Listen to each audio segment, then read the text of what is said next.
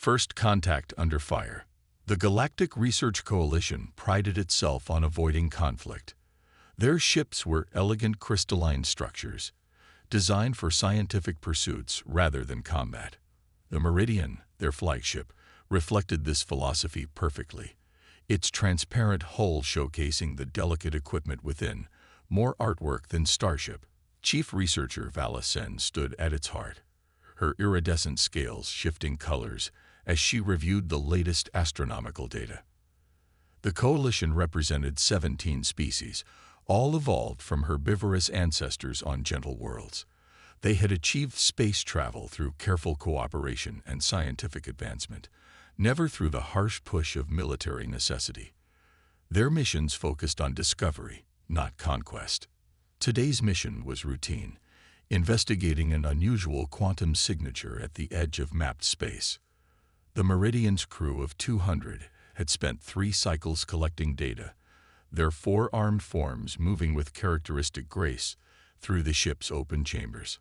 Anomalous reading in Sector 7, announced first observer Kextai, his head frills rippling with excitement. The quantum fluctuations are intensifying. Vala Sen glided to his station, her own frills rising in scholarly interest. Fascinating. The energy pattern suggests. The ship's sensors screamed. Through the transparent hull, space itself seemed to tear open. 3 massive vessels emerged, their hulls black as the void and covered in weapon arrays. They moved with predatory purpose, nothing like the peaceful ships the Coalition typically encountered.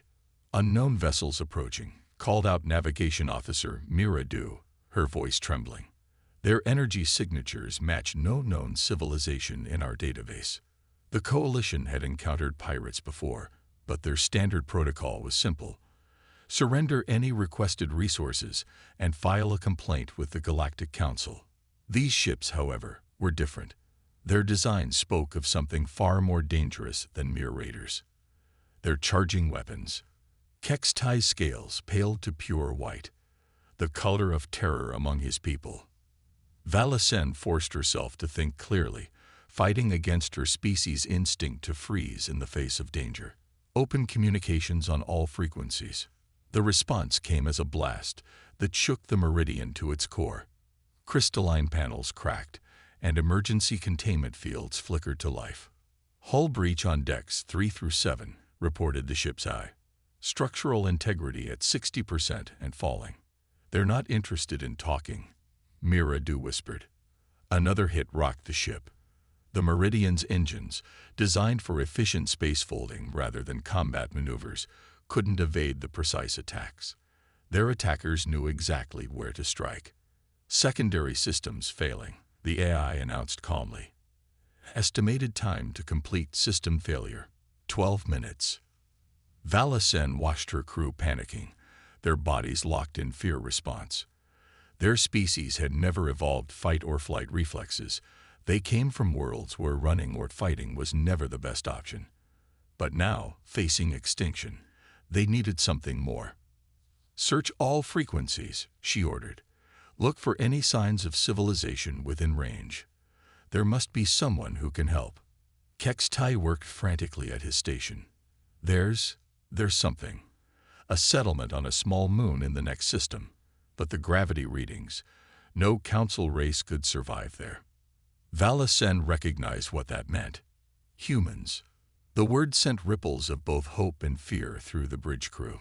Everyone had heard stories about the Deathworlders from Earth. They were new to the galactic community, having achieved faster-than-light travel barely 50 years ago. But in that short time, they had gained a reputation. We can't. Mira Du protested. Their help would be worse than. Another blast cut her off. The ship's lights flickered, and the AI reported, primary power failing. Life support systems critical. Vala Sen made her decision. Send the distress call. All frequencies. Include our scientific database, everything we've learned about these attackers. The message was brief. This is the GRC vessel Meridian to any human settlements. We are under attack by unknown forces. Our crew of 200 faces imminent death. We request immediate assistance. We offer any compensation within our power." For long moments, there was only silence and the continued assault of their attackers. Then, a response came through in short, sharp bursts that matched the humans' reputation. "Meridian, this is Commander Sarah Chen of the Earth Mining Corporation, Outpost Delta 7. We have received your distress call and are launching rescue operations. Hold position. Help is coming." The response was so quick, so certain, that Valacen almost couldn't process it. Council races would have required committees and approval chains before responding to such a call. Multiple ships launching from the moon's surface. Kextai reported, his scales showing confusion.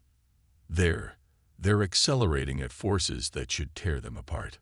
Through the Meridian's transparent hull, they watched as a dozen ships appeared. They were ugly by coalition standards, blocky, overbuilt, with multiple redundant systems visible on their hulls. They moved with impossible speed, their engines burning so hot they left trails of ionized particles. "This is Commander Chen to all EMC ships." The human voice came through again, steady and confident. "These folks asked for help, and we're going to give it to them. Show these bastards what happens when they pick on our neighbors." The human ships engaged the attackers with a ferocity that made the coalition crews stare in horror and amazement. They took hits that would have destroyed coalition vessels, their reinforced hulls barely showing damage. They maneuvered in ways that should have killed their crews, pulling turns that generated enough force to crush most species. How are they surviving those maneuvers? Miradu whispered, watching as a human ship pulled a turn that generated forces equivalent to 7 times standard gravity. "Earth gravity is 3 times galactic standard," Kextai replied, his scientific curiosity temporarily overcoming his fear. "And they evolved as pursuit predators. Their bodies can handle forces that would kill us instantly." The battle continued, but now it was the unknown attackers who seemed to be struggling. The human ships worked with coordinated precision, their tactics showing both strategic brilliance and a willingness to take risks no coalition race would consider. "Meridian, prepare for emergency docking." Commander Chen's voice came through again. "We're sending over rescue teams. Don't be alarmed by our appearance. We're here to help." Minutes later, the airlock cycled, and the coalition crew got their first close look at humans. They entered in heavy environmental suits that they seemed to carry with ease, moving with swift, predatory grace that spoke of their evolutionary history. When they removed their helmets, the coalition crew saw faces that had evolved under the watch of predators. Forward-facing eyes, sturdy bones, and expressions that showed both concern and a readiness for violence that was alien to the peaceful researchers. "Right," said one of the humans, her weathered face breaking into what she clearly hoped was a reassuring smile. "Let's get you folks somewhere safe. Then we can figure out who these attackers are and why they thought attacking scientists was a good idea." As the human rescue teams spread through the ship, helping injured crew members and stabilizing damaged systems, Valacen realized that the galaxy was changing. The peaceful races of the coalition had long believed that their path of careful scientific advancement was the only way forward. But watching these humans, these Deathworlders who had evolved on a planet that tried to kill them daily, she understood that sometimes survival required something more. The humans were efficiently evacuating the Meridian's crew, working in conditions that would have killed coalition members instantly. They handled radiation leaks with casual disregard, lifted impossible weights, and moved through damaged sections where the artificial gravity was failing, as if it were nothing more than a minor inconvenience. "Your ship's a work of art," Commander Chen told Valacen as they supervised the evacuation. "But art doesn't always survive contact with the ugly side of the galaxy. Maybe it's time the Coalition learned some new ways of doing things."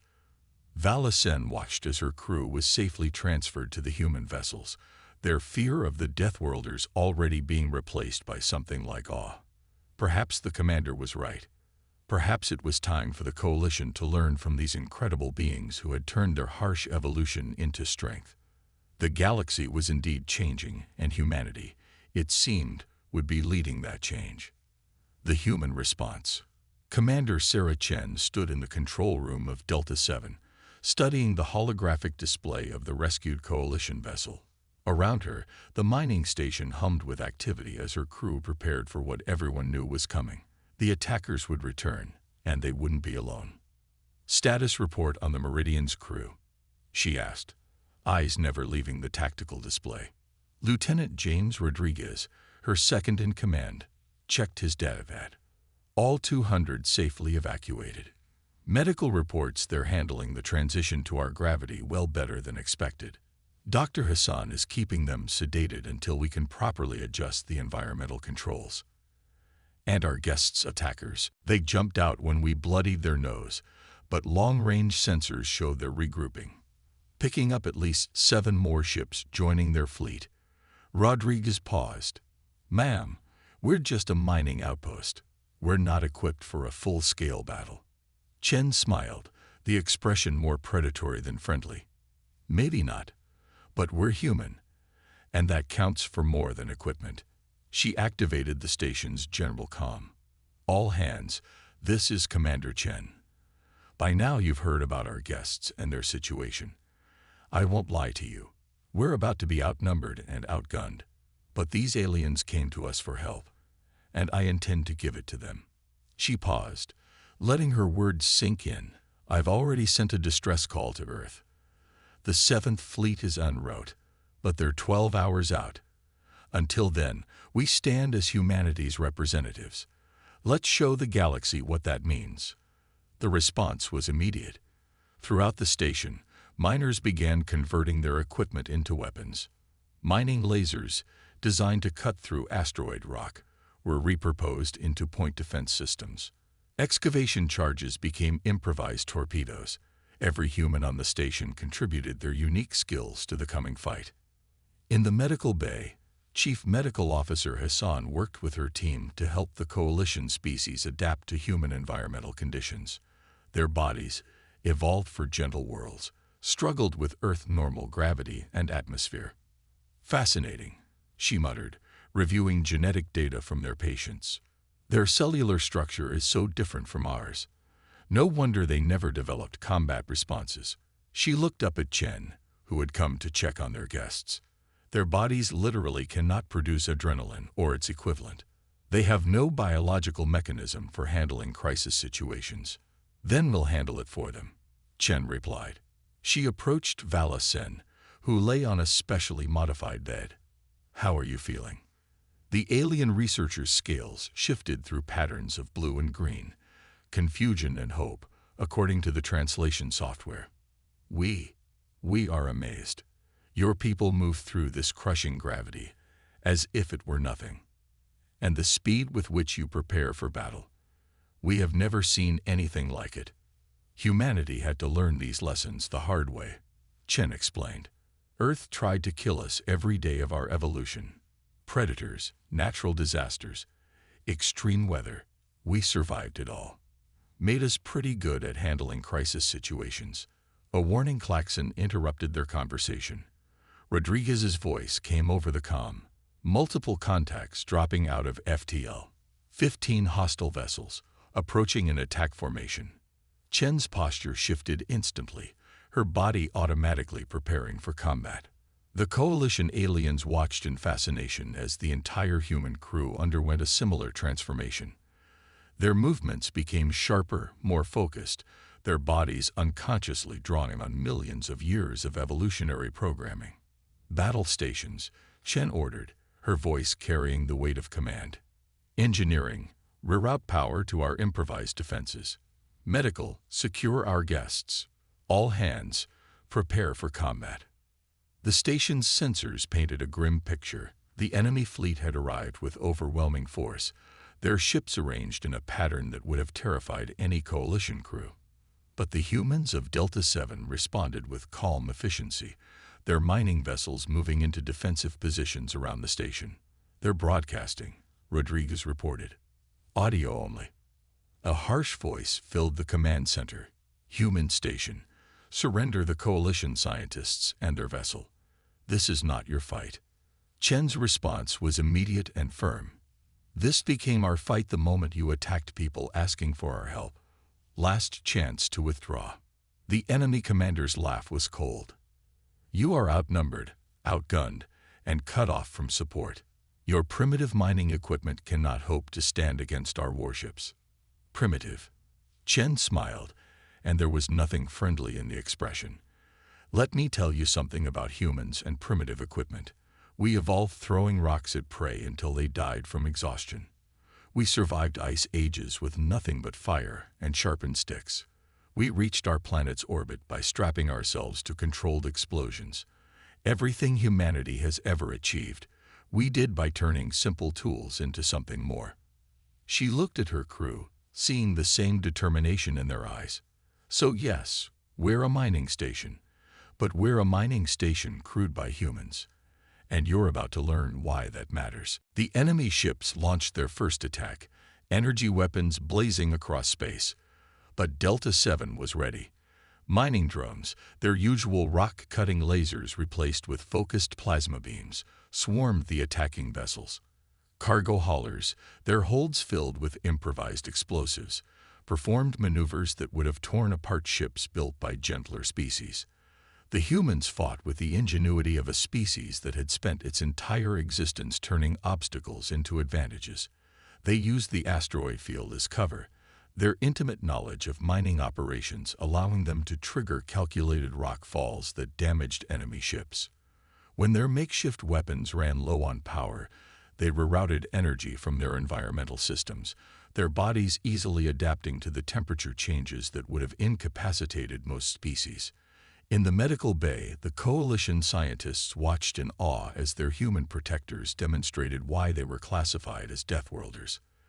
The station shook with impacts that would have shattered Coalition structures, but the reinforced human engineering held. Emergency teams moved through damaged sections without environmental suits, their bodies naturally resistant to the vacuum exposure that would have killed most species instantly. "How?" Valacen asked, watching a human crew repair a hull breach, while holding their breath for impossibly long periods. "How can your species do these things?" Dr. Hassan, calmly administering treatment despite the battle raging around them, smiled. "Because we had to. Everything that makes humans seem extraordinary to you, we developed just to survive on Earth. This," she gestured at the chaos around them, "this is just another Tuesday for us." The battle raged on, humanity's determination and adaptability facing off against superior numbers and technology. And in watching their defenders fight, the Coalition scientists began to understand that true strength came in many forms, including the ability to turn simple mining tools into weapons of war. Battle at the Nexus. 8 hours into the siege of Delta 7, the mining station's improvised defenses were holding, but barely. The command center's atmosphere was thick with tension as Commander Chen watched another enemy wave approach. The station's outer hull bore the scars of multiple impacts, and 3 of their converted mining ships had been destroyed. Though their crews had managed to evacuate in time, a feat that left their Coalition guests stunned. How can they survive emergency ejection at those velocities? Valacen asked from her observer position in the command center. The Coalition researcher had insisted on helping coordinate their defense, even though the station's gravity made every movement an effort. "Humans evolved to survive falls," Rodriguez explained while updating their defense grid. "Our bodies can handle impact forces that would liquefy most species. Comes in handy during space combat." A new alarm blared. Multiple ships dropping out of FTL, called out Sensor Officer Park. But these signatures, they're not Coalition or enemy vessels. The tactical display lit up with new contacts. The enemy fleet, which had been preparing for another attack run, suddenly broke formation. Through the command center's reinforced windows, massive shapes appeared against the starfield. Angular, aggressive vessels that made Delta 7's mining ships look like toys. "This is Admiral Helena Kovic of the Earth Defense Force 7th Fleet," a new voice announced on all channels. "We received your distress call, Commander Chen. Sorry we're late. Had to push our engines beyond recommended safety limits to get here faster. Chen's smile was fierce. Better late than never, Admiral. Welcome to the party. The human warships moved into position with practiced precision. Unlike the elegant ships of the Coalition or the predatory vessels of their attackers, Earth's ships were brutally practical. Their hulls were layered with regenerative armor, their weapon systems designed for sustained combat rather than quick strikes.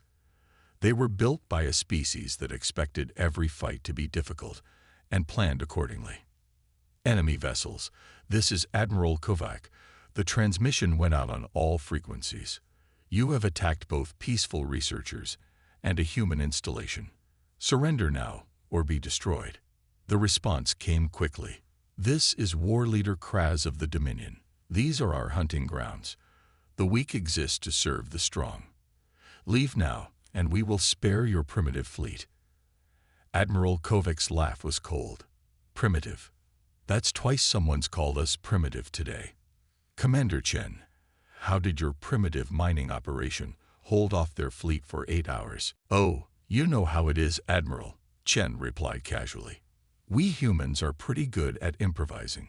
Currently using modified mining lasers for point defense and converted cargo drones as torpedo platforms. Had to vent 3 compartments to improve our power distribution, but the crew just put on sweaters and kept working. Typical human ingenuity. War Leader Kraz, let me explain something about humans and primitives. We still have species on our homeworld that hunt with poisoned darts and handmade spears. We consider them some of our greatest warriors. Primitive doesn't mean what you think it means to us. The human fleet began to move, their formation shifting like a predator preparing to pounce. The Coalition scientists watched in fascination as the ships performed maneuvers that should have killed their crews, generating forces that would have turned most species to paste. Last chance for surrender, Kovac announced. No, then let's show them why you don't pick fights with Deathworlders. What followed was unlike anything the Coalition had ever witnessed. The human ships fought with a combination of sophisticated technology and brutal simplicity. When energy weapons were absorbed by enemy shields, they switched to kinetic weapons, essentially throwing heavy objects at near-relativistic speeds. When the enemy adapted to their tactics, the humans simply created new ones on the spot. They're attempting to circle around to Sector 7, Rodriguez reported, trying to use the asteroid field for cover. Not their best move, Chen commented. Admiral, my mining crews know every rock in this field. Permission to show them why that's a problem. Granted, Commander. Give them hell. The mining ships, tiny compared to the warships around them, darted into the asteroid field. Using technologies designed for resource extraction, they began to systematically destroy the enemy's cover, creating chains of explosions that turned the asteroid field into a weapon. In the midst of battle, Valacen noticed something remarkable. The humans were protecting Coalition escape pods from the previous battle, putting their own ships at risk to ensure no civilian casualties. Even in the heat of combat, they maintained a code of ethics that went beyond simple survival. Target their flagship's primary reactor, Kovac ordered. All ships, coordinate fire. Let's end this. The human fleet moved as one, their attacks synchronized with a precision that belied their reputation for chaos. The enemy flagship's shields buckled under the assault, and its hull began to break apart. This is War Leader Kraz. The transmission was strained now. We surrender. Stand down all weapons. Wise choice, Kovac replied. Commander Chen, please have your teams prepare to board the surrendered vessels. I want to know exactly who these people are and why they're attacking civilian researchers. As the battle ended, Valacen approached Chen. Your people fought with incredible skill, but what impressed me most was your restraint. You could have destroyed them all, but you accepted their surrender. Chen's expression was serious. Strength isn't just about winning fights, it's about knowing when to stop fighting. We learned that lesson the hard way on Earth. She looked out at the debris field that had once been a battlefield. Besides, we have questions that need answering. Why were they so interested in your research? What made them willing to risk attacking the human installation? The Coalition researchers' scales shifted to a pattern indicating deep thought. Perhaps they knew what we had discovered. Our last survey. We found something. Something that could change the balance of power in this sector of space. Well, Chen replied, watching as human boarding teams prepared to enter the captured enemy vessels. I guess this is turning into something bigger than a simple rescue mission. Good thing humans are curious by nature, almost as much as we are stubborn. The day's events had proven that humanity's reputation as Deathworlders was well earned, but they had also shown that there was more to human nature than just survival and combat skills. In their response to the distress call, their protection of civilian lives, and their acceptance of surrender, they had demonstrated a complexity that few species expected from primitives who had evolved on a death world. As the cleanup began, both humans and Coalition members knew that this was just the beginning. Whatever secrets the enemy had been trying to capture, whatever power they had been willing to risk war to obtain, would soon come to light. And when it did, the galaxy would learn that having humans as allies meant more than just having powerful warriors. It meant having protectors who understood that true strength came in many forms. The price of peace. The interrogation chamber aboard the EDF flagship, Terran Dawn, was designed to accommodate any known sentient species. Currently, it held war leader Kraz of the Dominion, his massive frame secured by gravity restraints. Admiral Kovac studied the alien warrior through the observation window, noting the reinforced bone structure and dense musculature that marked him as another Deathworld species, though from a planet not quite as harsh as Earth. He's been asking to speak with you specifically, Commander Chen said, reviewing the preliminary interrogation data. Says there are things we need to know. About why they attacked a civilian research vessel. Kovac's voice was carefully neutral. Or about what they were really after. Both, I suspect. Chen glanced at the data tablet.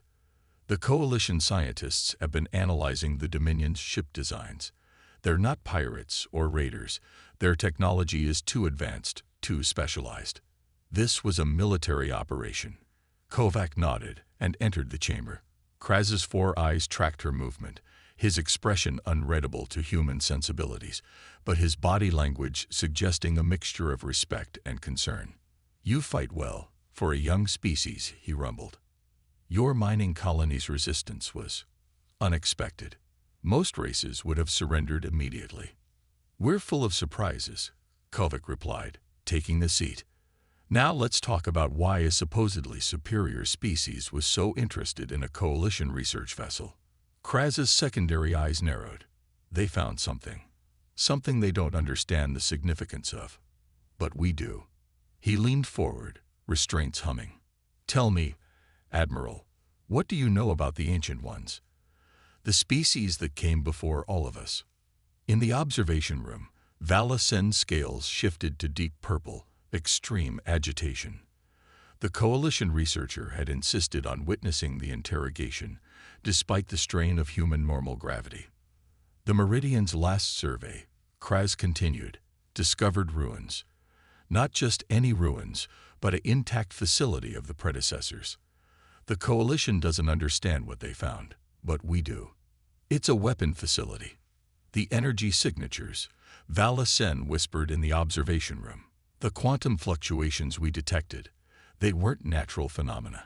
Your peaceful researchers, Kraz addressed the window, knowing the Coalition scientists were watching, were about to unlock technologies that no gentle world species should possess. Technologies that could shift the balance of power in this sector of space.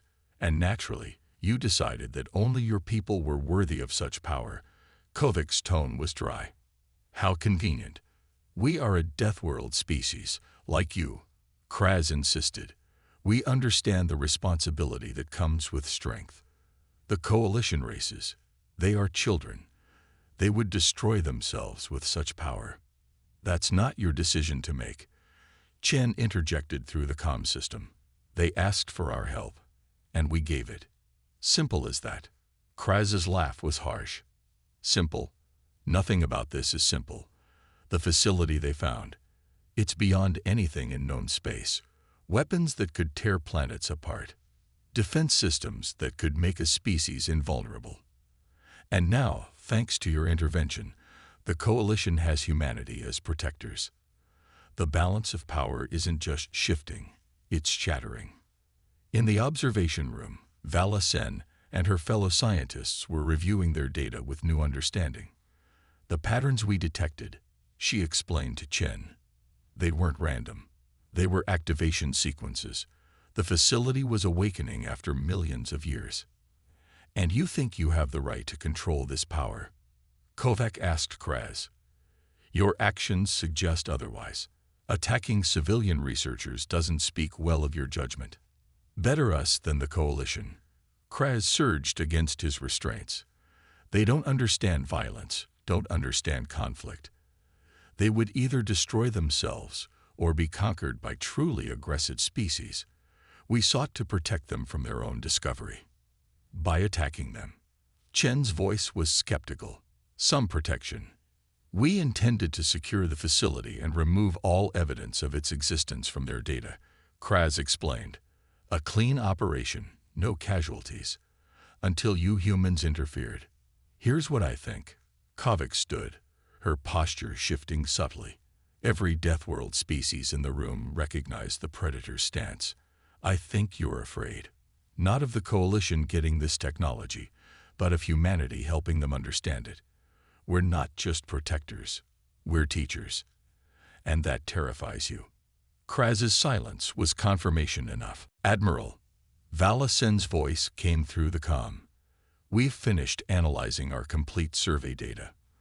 The facility, it's not just weapons. It's a library of technologies. Medical advances, clean energy, faster-than-light innovations. The predecessors left their entire technological legacy there. Which makes this situation more complex than simply deciding who gets the biggest guns, Kovac noted. She turned back to Kraz.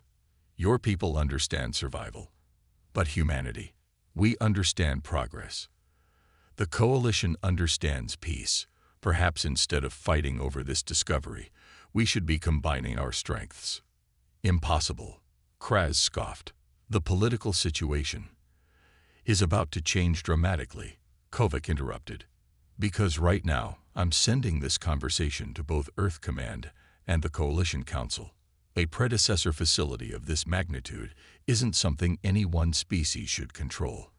But perhaps together, we can all learn from it. The implications hung in the air. 3 species, one evolved for peace and scientific advancement, one for survival and military might, and humanity, somehow balancing between both extremes.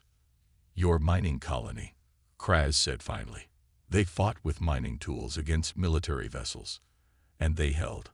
Perhaps there is wisdom in your words, Admiral. Humanity's greatest strength isn't our ability to survive on a death world, Chen commented. It's our ability to adapt, to take the harsh lessons of our evolution and turn them into something more. We can help the Coalition understand strength, while they teach us about peace. And your people, war leader, you could learn that being strong doesn't always mean standing alone. As the implications of the discovery and the day's events sank in, all present understood that the galaxy was changing.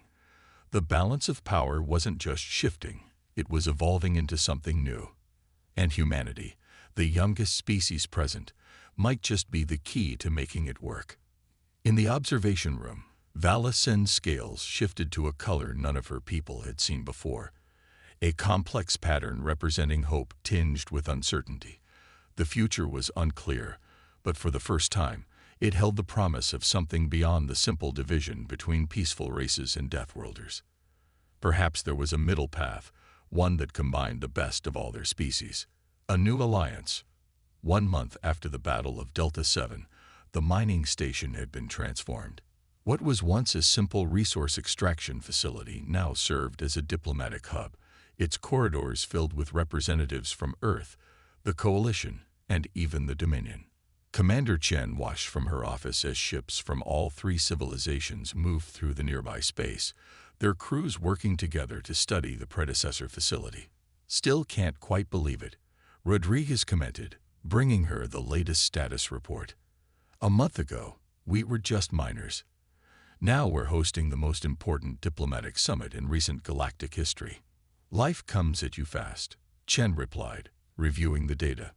The station's original mining equipment had been repurposed yet again, this time to help create specialized environments for their diverse guests. How's the joint research team doing? That's actually the interesting part, Rodriguez grinned. You need to see this for yourself.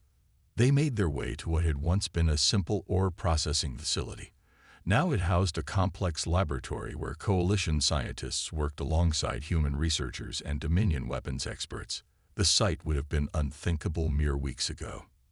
Valacen, now much more comfortable in the station's adjusted gravity, was directing a complex simulation. Her scales shimmered with excitement as she noticed Chen's arrival. Commander, you're just in time. We've made a breakthrough in understanding the predecessor technology. She gestured to a holographic display where data streams merged and flowed. The Dominion's military expertise, combined with coalition theoretical science and human practical engineering, we're achieving things none of our species could have managed alone. The display showed a new type of shield technology, one that combined predecessor principles with innovations from all three species. The predecessors weren't just advanced, Valacen explained. They were trying to teach us. The facility isn't just a repository, it's a university. They wanted their knowledge to be found, but only by species ready to use it responsibly.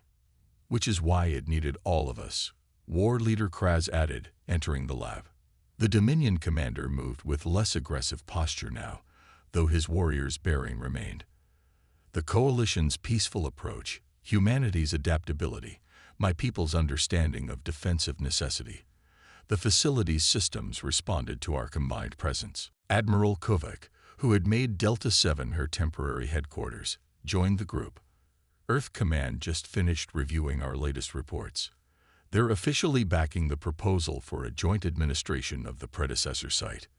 The Coalition Council and Dominion High Command have also agreed. It's more than just administration, Chen noted, watching the diverse teams work together. We're looking at the formation of a whole new kind of alliance. She was right.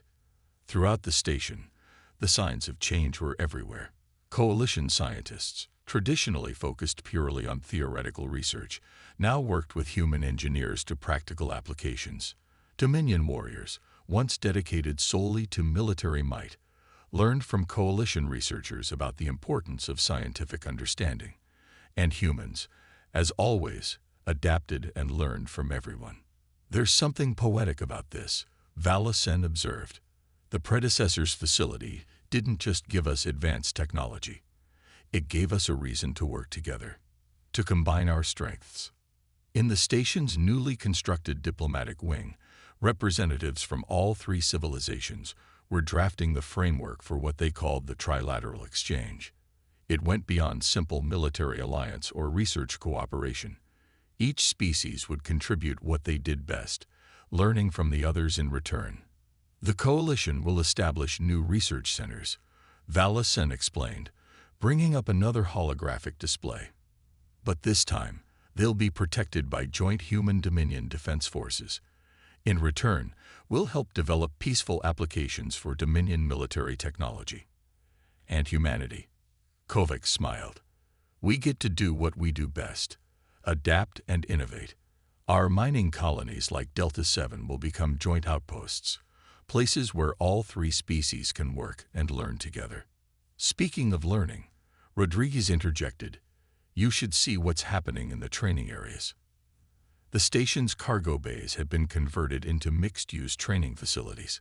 Coalition scientists, traditionally adverse to any form of conflict, were learning basic self-defense from human instructors. Their natural grace, evolved for precision work, translated surprisingly well to defensive movements. Meanwhile, Dominion warriors were discovering that their strength could be used for more than combat, helping with construction and engineering projects. A month ago, I would have said this was impossible, Kraz admitted, watching a group of coalition researchers successfully complete a zero-gravity emergency drill. That peaceful species could never understand strength, that warriors could never appreciate science. That's the thing about impossibility, Chen replied. Humans never really believed in it. We looked at our death world of a planet and decided to build civilization anyway. We saw space and decided to reach it with technology that was basically controlled explosions. The word impossible just means we haven't figured out how to do it yet. The predecessor facility, now under joint study, was revealing its secrets gradually. But its greatest gift hadn't been the advanced technology. It had been the opportunity it created. 3 species, each evolved for different purposes, each with their own strengths and perspectives, were learning that they were stronger together. You know what the really interesting thing is? Kovic mused, watching the activity around them. We're already seeing changes in how our species think. Coalition members are developing stress responses that don't paralyze them. Dominion warriors are learning to solve problems without force. And humans, well, we're learning that sometimes the best way to survive isn't to fight harder, but to work smarter. As if to emphasize her point, an alarm sounded, not an emergency signal, but a simple alert. A new group of ships was arriving.